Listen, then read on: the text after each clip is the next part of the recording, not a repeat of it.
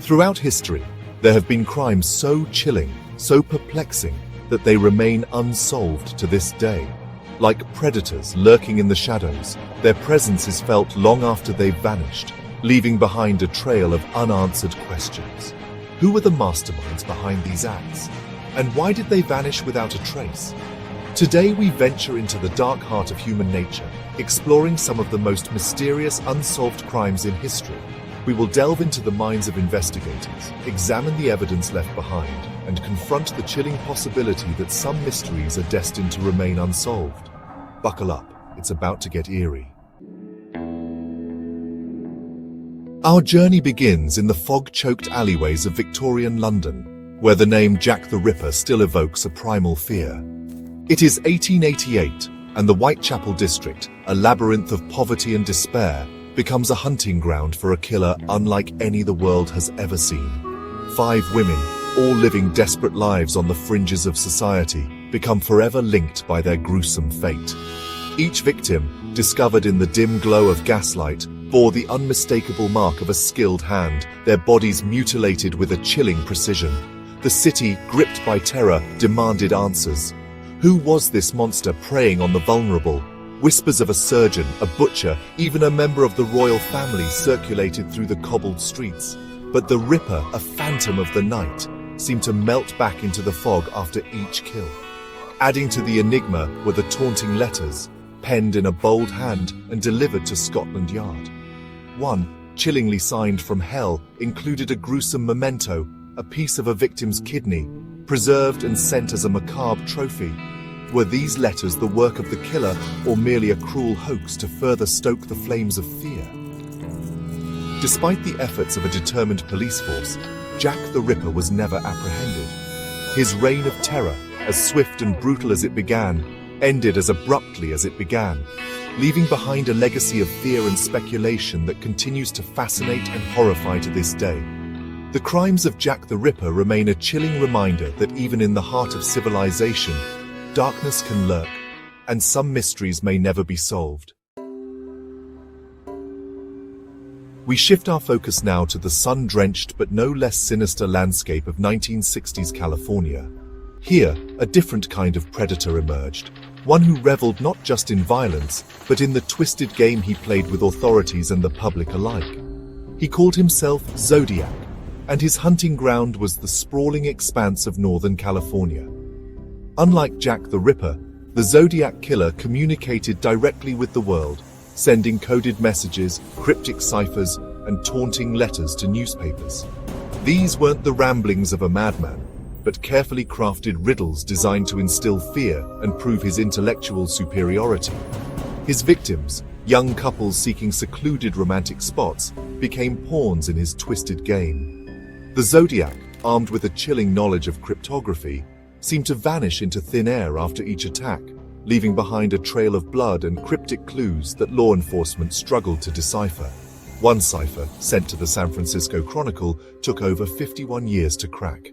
It revealed a chilling message, a glimpse into the mind of a killer driven by a thirst for recognition and a desire to make his mark on history. Despite numerous suspects and countless hours poured over his intricate puzzles, the Zodiac Killer was never caught.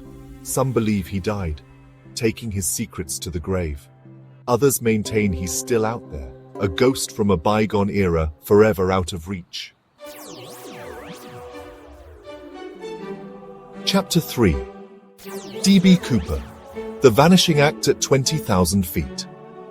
From the fog-bound streets and sun-drenched highways, we ascend now into the realm of aviation, where the impossible became reality on a fateful November evening in 1971.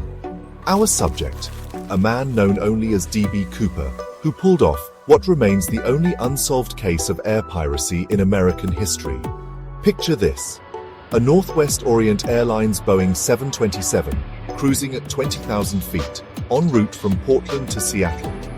On board, a man in a dark suit, calmly sipping bourbon, passes a note to a flight attendant. The note contains a chilling message: "I have a bomb." What follows is a daring heist, orchestrated with meticulous precision.